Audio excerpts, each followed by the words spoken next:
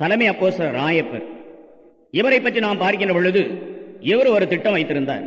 என்ன திட்டம்? தபோர் மலையிலிருந்து கீழே இறங்கி வருகின்றார்கள். ஆண்டவர் சொல்லுகின்றார், நான் எருசலேமுக்கு போகப் போகிறேன்.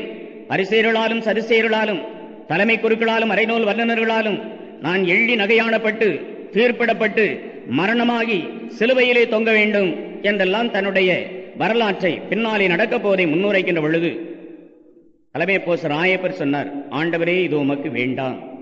இது மனிதனுடைய திட்டம். ஆனால் ஆண்டவர் என்ன திட்டம் வைத்திருந்தார்? போ பின்னாலே சாத்தானே.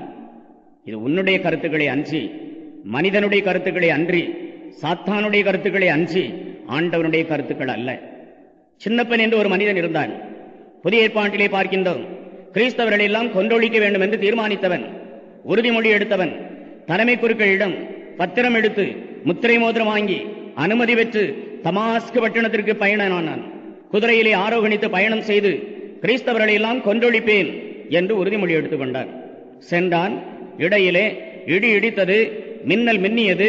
அவன் தாக்குண்டான். குதிரையிலிருந்து கீழே விழுந்தான். தரையிலே புழுதியிலே தவழ்ந்த பொழுது ஒரு குரல் கேட்டது, சவுலே சவுலே, ஏன் என்னை துன்புறுத்துகிறாய்? ஆண்டவரே, நீர் யார்? நீ துன்புறுத்துகின்ற இயேசு நான் தான்.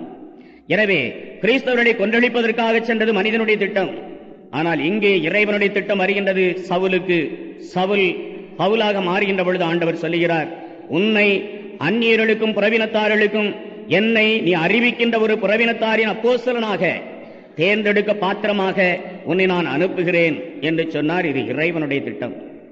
யோனாஸ் என்று ஒரு மனிதன் இருந்தான். அவனிடத்திலே ஆண்டவர் சொன்னார், யோனா, நினிவே பட்டணத்திற்கு செல். அங்கே மனிதர்கள் விலங்குகளைப் போல, காட்டு மிருகங்களைப் போல வாழ்க்கை நடத்துகின்றார்கள். காட்டு மிராண்டித்தனமான நாகரிகமற்ற ஒரு வாழ்க்கை நடத்தி கொண்டிருக்கின்றார்கள்.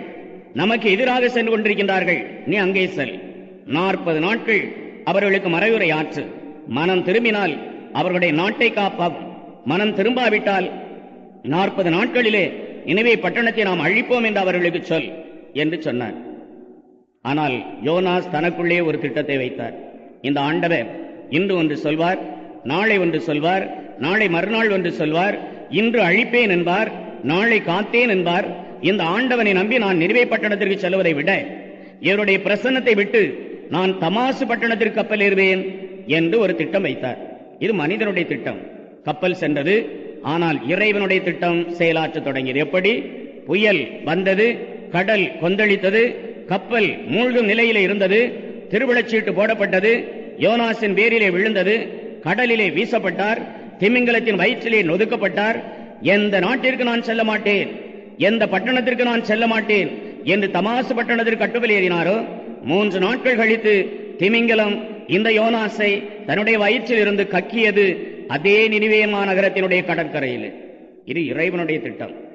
எனவே கூட்டி கழித்து பார்த்தால் இந்த இறைவனுடைய திட்டத்தை மிஞ்சி மனிதனுடைய திட்டம் இந்த உலகத்திலே செயல்படவே முடியாது.